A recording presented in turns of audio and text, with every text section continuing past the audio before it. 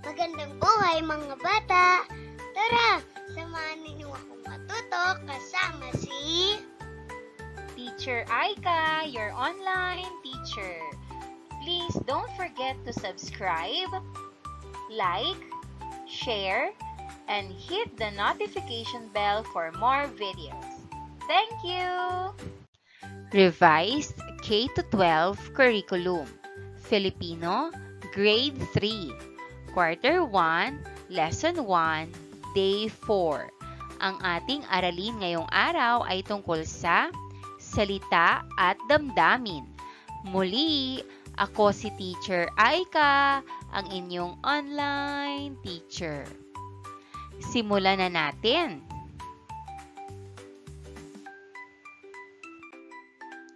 Mga layunin. 1. Natutukoy ang sight words na kabilang sa Filipino. 2. Natutukoy ang mga salitang pamatlig na paturol at paari. 3. Nababasa ng wasto ang mga natutuhang salita. 4. Naisusulat ng maayos at wasto ang mga natutuhang salita at nagagamit ang mga magagalang na pananalita sa pagbati at ekspresyon sa pakikipag-usap sa paaralan. Kumusta mga bata? Napag-alaman natin kahapon ang damdamin ng tauhan sa tekstong tinalakay. Kaya bigyang diin muna natin ang mga susunod na katanungan. Ano ang naramdaman ni Miming Kambing nang siya ay nanalo sa paligsahan sa pagluluto?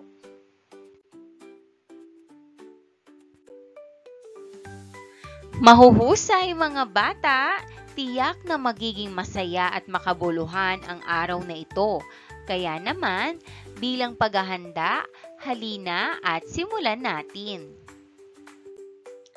Tingnan nating mabuti ang mga larawan. Ano ang masasabi o naobserbahan ninyo sa mga ito?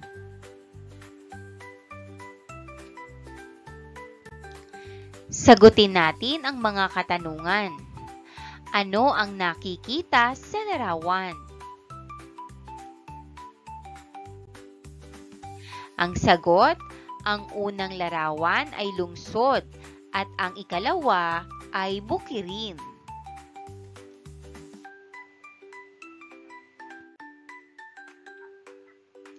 Ano ang kaibahan ng dalawang larawan?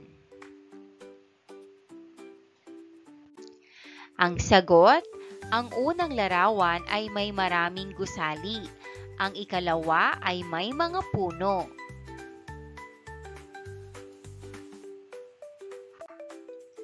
Alin sa dalawang larawan ang napuntahan mo na?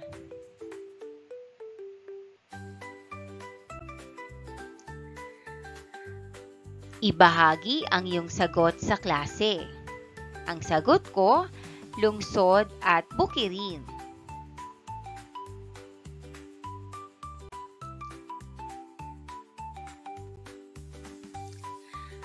Ilarawan ang paligid na iyong tinitirahan sa ngayon. Maaaring sagot, tahimik na lugar.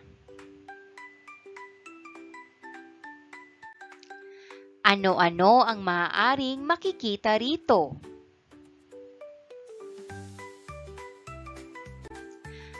Maaaring sagot, maraming puno.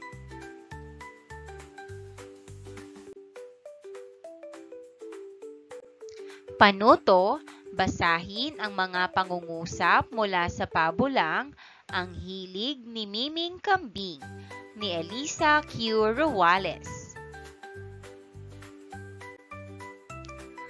Number 1. Ganito ang nakasulat sa karatula. Patimpalak sa pagluluto sa Barangay Santol 2024. Ang salitang maisalungguhit, ganito. Number 2. Inihanda niya ang mga kagamitan sa pagluluto. Ganoon din ang kanyang sarili para sa nalalapit na paligsahan. Ang salitang may salungguhit ay ganoon. Number 3, nariyan pa rin sa mukha ng anak ang kasiyahan sa naganap na paligsahan sapagkat naipakita niya ang hilig sa pagluluto. Ang salitang may salungguhit ay nariyan. Number 4, narito na ang resulta ng mga nagwagi sa ating patimpalak. Ang salitang may salungguhit ay narito.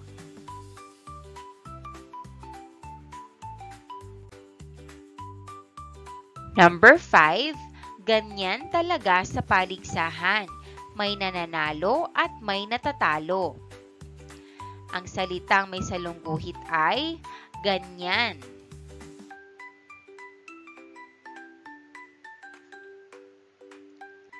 Number 6, ganito ang proseso sa pagluluto. Ang salitang may salungguhit ay ganito.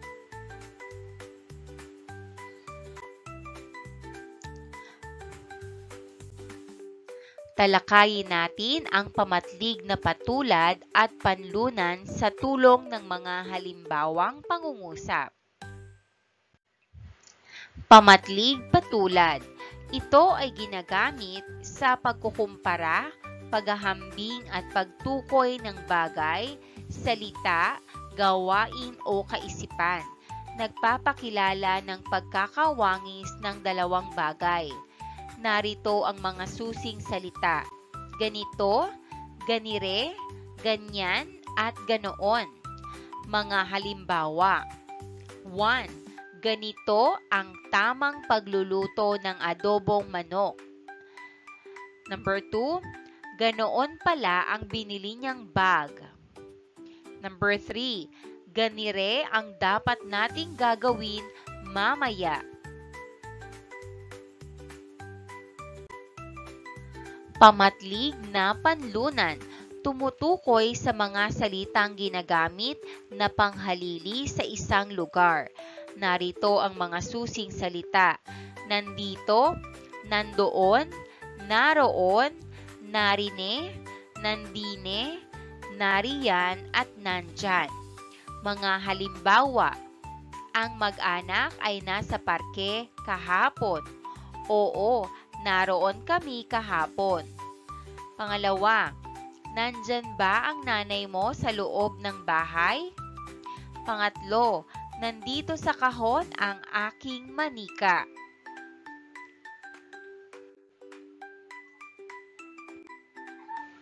Panuto, tukuyin ang pangalan na binigyang turing ng pamatlig na panlunan at patulad sa pangungusap.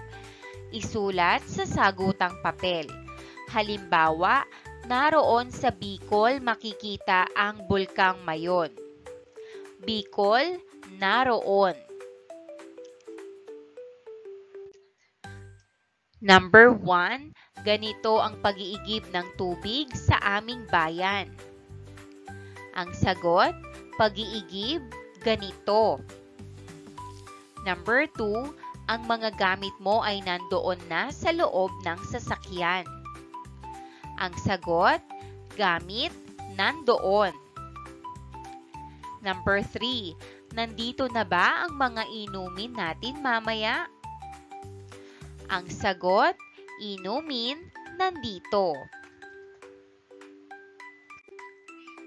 Number 4, ganyan ang gusto kong kulay ng damit na isusuot sa aking kaarawan. Ang sagot, kulay, ganyan. Number 5, nandyan ka lang pala sa bakuran. Kanina pa kita hinahanap. Ang sagot, bakuran, nandyan.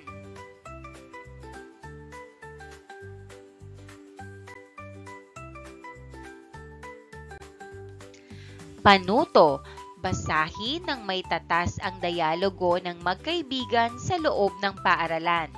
ihanay sa ibaba ang pamatlig na ginamit sa usapan.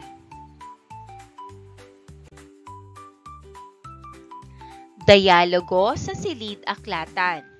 Mika, tara tayo nang magtungo doon sa aklatan.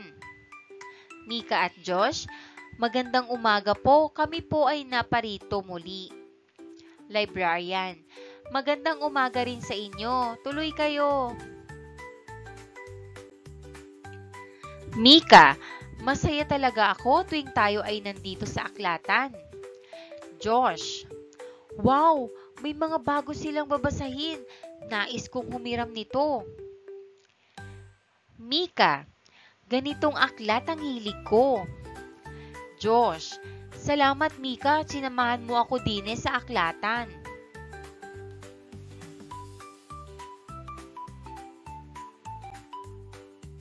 Panuto, ihanay sa ibaba ang pamatlig na ginamit sa usapan.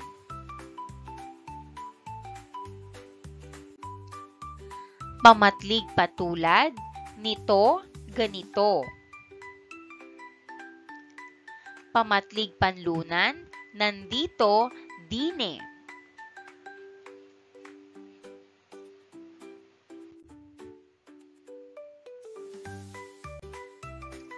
May enerhiya pa ba mga bata? Sa gawaing ito ay susubukin ang inyong natutuhan sa tinalakay. Ipakikita ko ang mga susing salita na ginamit sa pagtutulad at inihahalili sa isang lugar. Kung ang salitang lalabas ay ginagamit sa pagtutulad, kayo ay tatayo mga bata. Kung panlunan naman ay mananatili kayong nakaupo. Halimbawa, kung lumabas ang salitang ganito, tatayo ang mga bata sa klase. Kung lumabas naman ang salitang nandyan, mananatili lamang silang nakaupo.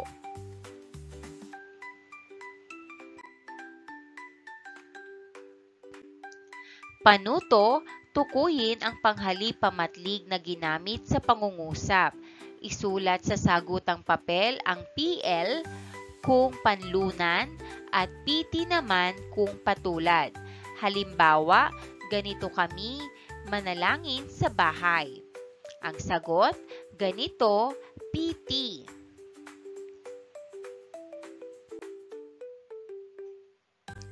Number 1, nariyan na ang mga kalaro ko. Number 2, kung sino ang narito na sa silid ay siyang mauuna sa pila. Number 3, magagalang ang mga taong nakasalubong namin. Gani rin na ang kinagawian namin. Number 4, naroon sa labas ang mesa. Number 5, nandito ka lang pala. Sagutan natin. Number 1, nariyan, PL. Number 2, narito, PL. Number 3, ganire, PT. Number 4, naroon, PL. At number 5, nandito, PL.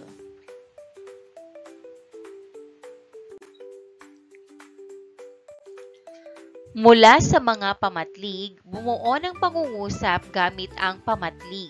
Suriin ang angkop na pamatlig na ginamit sa pangungusap. Naroon, ganyan, nandito, ganito, nariyan at naroon. Halimbawang pangungusap, nariyan sa aking bag ang pamaypay. Maraming salamat sa panonood. Huwag kalimutang i-like at mag-subscribe para sa higit pang educational content. I-click ang bell icon para ma-update ka sa ating mga bagong video. Salamat!